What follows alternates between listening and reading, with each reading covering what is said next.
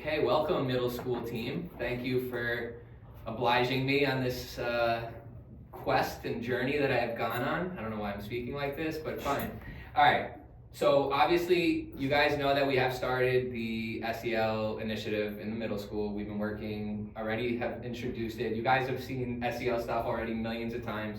Just gonna kind of go back through it again another time just to kind of reinforce, make sure we're all on the same page moving forward. And then we can go through the infraction reflection again one more time at the end just to make sure we're good if there's any questions or anything. So, social and emotional learning, building a stronger foundation for students. I made it smaller before, but okay. So, what is SEL? SEL is a process through which a couple of these things here, individuals understand and manage emotions, and we know with our students, they definitely don't do a great job of managing their emotions, so something like this hopefully will be beneficial to them. They set and achieve their own goals, so each student develops, mentally, and they mature at different rates, so obviously different students will have different goals to achieve. Feel and show empathy, which a lot of them don't even know what the word empathy means, so the fact that we're able to hopefully get them to understand how other people feel, not just their own feelings, that's important to kind of understanding situations that we've been dealing with. Establish and maintain positive relationships. So in doing so, now they're getting their feelings out, they're starting to feel better. Again, we're not their therapists, but at the same time, we're giving them that voice to kind of voice their concerns and show why they feel the type of way that they feel, and we could kind of work with them and make them feel more accepted and things like that. So some key components of SEL. You have self-awareness, so recognizing one's emotions, values, strengths, and limitations. That's important for a lot of our guys, especially for I think our 6th graders, they need that. I guess our 8th graders too. 7th grade probably is the best. Self-management, effectively managing emotions, thoughts, behaviors in different situations. So obviously when we're dealing, depending on the situation and the person, they all handle it very differently. So being able to voice how they feel and why they feel that way in that moment is important for them to understand the situation. Social awareness, which kind of ties in with a little self-management, understand and empathizing with others from diverse backgrounds and cultures. Obviously, it's important to understand where people are coming from, especially people that are different from themselves. And some kids are oblivious that even people are any different and where they come from, which is kind of crazy. Relationship skills, establishing and maintaining healthy and rewarding relationships. So again, this is more about building positive relationships with not just each other, meaning the students, but also with us, that we kind of get to understand where they're coming from and we could see them in a different light. And responsible decision making, making ethical, constructive choices about personal and social behavior. So again, they're reflecting on themselves, they're reflecting on what they did and trying to make sense of why what they did was wrong, or maybe about how they could improve and do it maybe a little bit differently the next time. So benefits of doing this, hopefully this will be stuff that we can continue to see. I think we've seen some of it, but I think the more that we do this, the more we'll start to see. Academic performance could increase because now the students aren't in their feelings and they aren't worrying about all the nonsense that's going on, and they're focusing more on their academics rather than their personal issues that they're dealing with. Emotional regulation, so rather than having something build up over a month, 2 months, maybe even 3 months, and they have some major breakdown, we're giving them that opportunity to vent and feel better about themselves and the situation in the moment, so it's not some big build-up situation and then we deal with it like a total meltdown later on. Social skills, again, improve communication, cooperation, and conflict resolution. So again, this is more becoming friendlier with each other, understanding each other, going back to empathy again. And then you have long-term success, which would be enhanced career prospects and life satisfaction. So that's more to their own personal stuff, but depending if they can manage their emotions now, it might not be a problem later on if they go into the real world and have some mental breakdown because they didn't like the way someone said something to them and now they can't fill out some form, whatever the case may be. So again, these are just little things that show. So less negative behaviors, reduced emotional stress, which again, all this will tie, I think the reduced emotional stress ties directly into the negative behaviors. I think if they're less stressed, they're more comfortable, we're not dealing with those negative behaviors, or less of those negative behaviors at least. Improved attitudes, behaviors, people are happier when they're understanding what they're talking about and understanding where other people are coming from. So just being just a happy person, I mean, all of us could attest to that, right? You come in on a bad day, the last thing you want to do is deal with someone else's problems. But now that they got that opportunity to kind of vent and feel better, maybe that they could help other people out as well. And then you can see all that translate into better academic performance. Ideally, that's what we're looking for. Each student is different, so we'd have to work differently with each kid, but ideally that's what we're looking for. So how can we implement this? Curriculum integration, you're embedding SEL in daily lessons and activities. So some examples you could do to help yourselves is reflective journals, have the kids do that. Morning meetings in homeroom, kind of what we used to do with the mood meter, how we used to have them fill out that mood meter. What are some other ways, maybe something that you guys could think of that we could also use to implement the SEL into our curriculum, to our daily curriculum? I think something that we did during COVID, especially when we were trying to like recuperate from that, is we did the check-ins after lunch, and I think that would be beneficial too, because we tend to have a lot of issues during lunch. No, I and agree. recess. I think that's one of our major problems. So maybe if we don't get to do it during morning meeting for whatever reason, because I honestly don't always get the chance to like talk to them during homeroom, but if we did that check-in right after lunch, like during those 10 minutes. Yeah. Right? No, that's good. I agree with that. Like you said, most of the problems we have are coming from outside or coming from the cafeteria. Exercise, aren't we doing like a video or something? They're breathing and just even stuff like that, little things will goes a long way. I like that. Good. I was doing that actually. Like, the breathing. You did the breathing for a while. I do remember that actually. The class that graduated 2 years ago. I do remember that.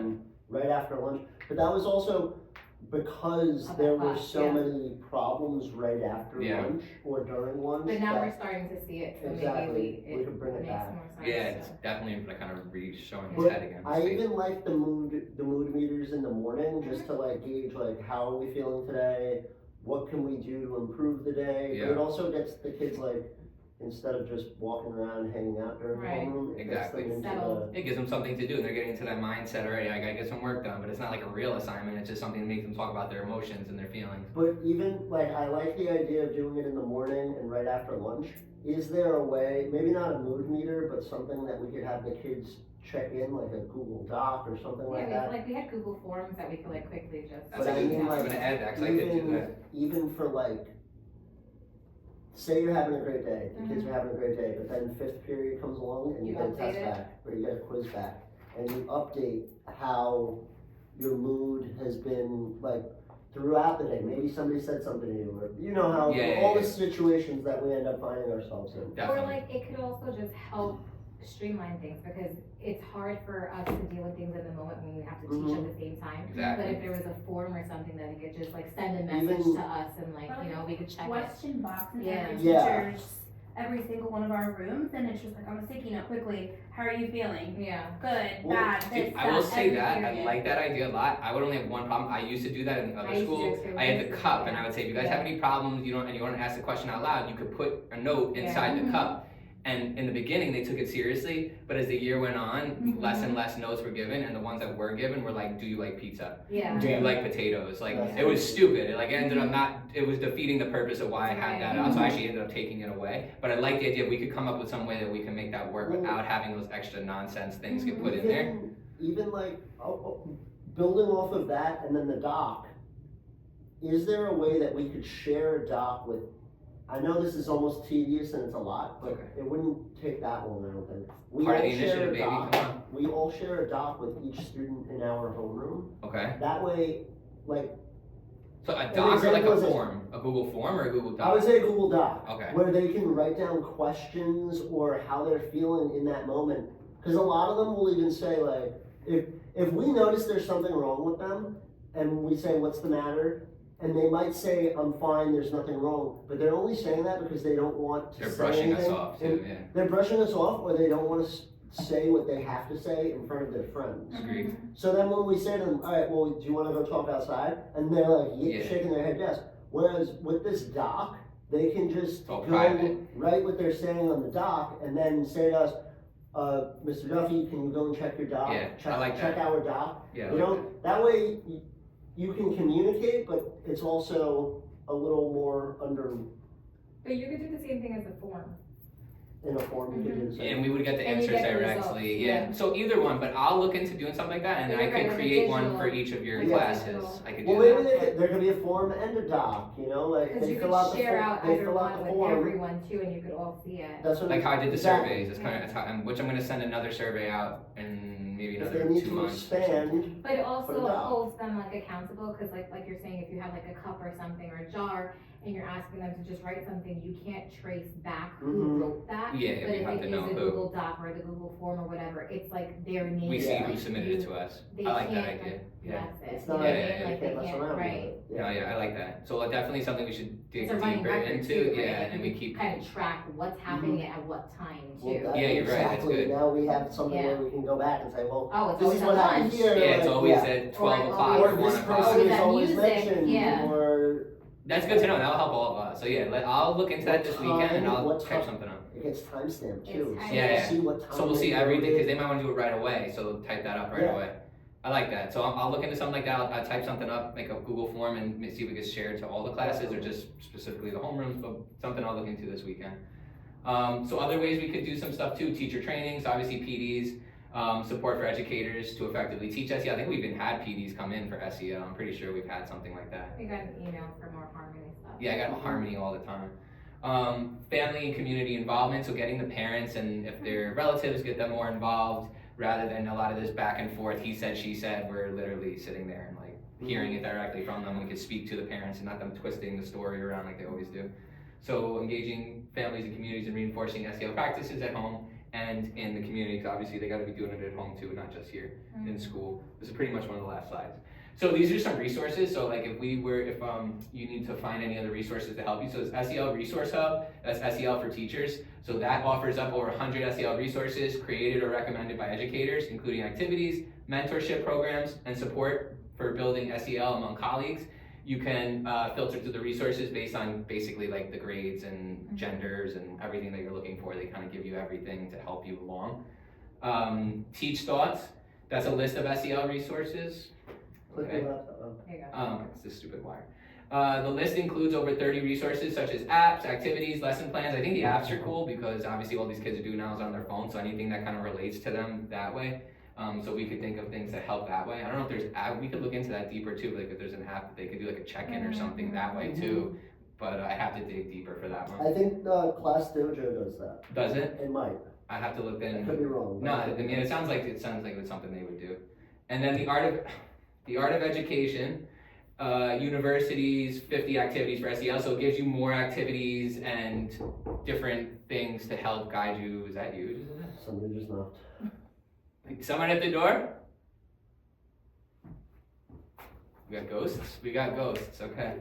So here's some resources you could always go back to. And then this is our last slide. Hello Eva, what did you forget? Go ahead Eva. Thank you Eva.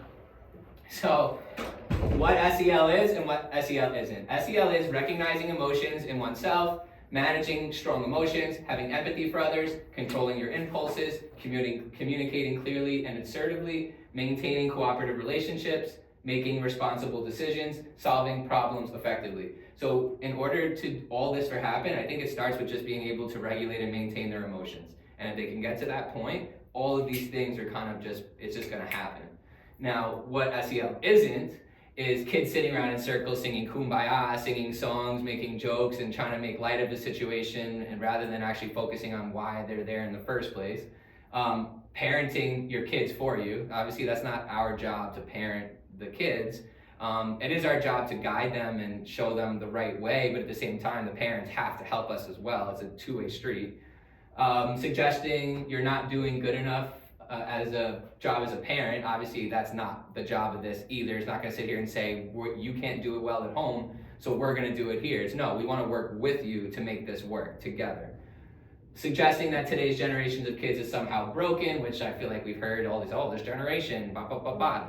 Yeah, maybe it has something to do with that, but that's not what SEL is. Again, everyone has emotions. Every single one of us go through our own problems, and we go through those range of emotions throughout the course of a day, so we need to make sure that, we're not just passing it all off and saying, oh, it's just these kids today. It's not psychotherapy, it's not a therapy session. I'm not gonna sit here and just let them vent everything that they want to vent. We're talking about the situation at hand. This is not to bring up 35 other issues. This is to bring up what was happening in the moment and how we can move forward together and fix it. And then lastly, taught at the expense of core academic subjects such as math, science, and literacy. So we're not supposed to be losing our periods for this. I find that kind of funny though, because I'm chuckling only because we end up doing this anyway during these periods, and like we're sitting here like guidance counselors and social workers most of the time. But again, if we're sitting and working together with the students and making them feel more comfortable and empathetic and stuff like that, then you know what, sometimes at the end of the day, missing 1 or 2 periods I don't think is the end of the world, but if it becomes a consistent thing, then yeah, then obviously we need to reassess how we're doing things. And that's pretty much it. So before I let you do your question and answer, obviously this is our form, we've been working on it. And obviously this is when the students get the infractions, but I also had given it out to a student who didn't get an infraction, but she was part of a situation where I did let her fill this out, and I did kind of cross off the infraction part for her. But this was her filling out her emotions, why the situation was going the way it did, and how she thought she could do it better. So I don't want to say any names specifically for the video, but definitely I was 2 6th grade girls that had to fill this out recently that I had to deal with. And obviously you guys did with the 8th graders, they filled out multiple things. They I like think the 8th four grade on is like the a first pack like day. this big. Yeah, the first day there was a lot. 7th grade not so much, but obviously we still want them to be a part of it and make sure that if there's anything, I know they have filled out a couple, but not as much as the 8th grade and probably 6. I think it's probably 8, 6, 7 right now in that order. But yeah, that's where we're at right now. So I think the next thing I'm gonna do is I need to continue to have this conversation with the special teachers, because obviously we've determined this is where Absolutely. a lot of the issues rise from the specials. It's not generally in our classes. And so that's just something that the specials need to hear, maybe give them some other examples and strategies to help them implement the SEL. But other than that, that's all I got for you. So thank you for taking your lunch period for helping me out here. Appreciate it. Any questions or concerns or anything that you guys still have about it, or anything, suggestions you have to maybe tweak anything, or what do you got? I mean, honestly, I feel like this isn't new in the way that like we've been going over this for almost years. This is more just a nice refresher. Definitely. And the fact that we're able to still come up with like new ideas as a team. Refreshing. It's really good, you know, Yeah. it's refreshing. You've done a good job as a leader, de facto leader, you know. Ipso facto, I'm your ipso boss. facto, you're sort of my boss right now. But yeah, so. No, I agree. Thank you, Mr. Wise. Social studies teacher, Mr. Wise. I have Mrs. Beadle up in the front. She's the math teacher. And Miss Gonzalez is closest to the camera. She is the ELA teacher. I know Mrs. Beadle's not big on the camera. I was on the camera last time. Hi No, she again. stayed on. She stayed on. But anyway, math, social studies, ELA, science, and this is our middle school team. So again, I appreciate you guys. Thank you for helping me. And can we, you can click it.